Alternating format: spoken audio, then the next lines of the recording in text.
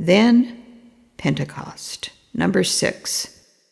So I went to the scriptural account in the Acts of Apostles before I set myself to designing or drawing the Pentecost icon. The reading is as follows. When they had entered the city, they went to the room upstairs where they were staying. Peter and John, James and Andrew, Philip and Thomas, Bartholomew and Matthew, James, son of Alphaeus, and Simon the Zealot, and Jude, son of James.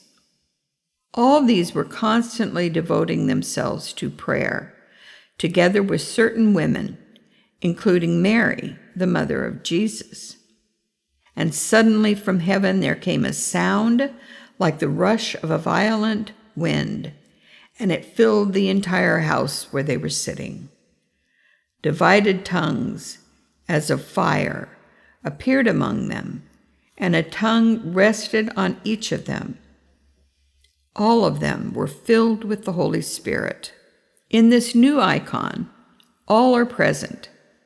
In the center is Mary, the Mother of God, who is the first among the apostles. Then, to our left of Mary, is Peter. On the right is St. Paul, who replaces Matthias, who replaced Judas. Paul is included in all icons of Pentecost in recognition of his place in the evangelization of the Greeks. Back on the left is James the Greater, and on the right is John, both in the inner circle of Jesus and called sons of thunder. The next two on the left are Bartholomew, Andrew, and on the right we have Matthew, James, son of Alphaeus. Back to the left then are Thomas and Simon, with Saints Jude and Philip on the right. All of them are listening with the ear of their heart as fire descends upon them. And the icon will be lit with fire. Already the wall linking the two buildings that represent the upper room is painted with fiery colors. Then each of the apostles has their name by their image.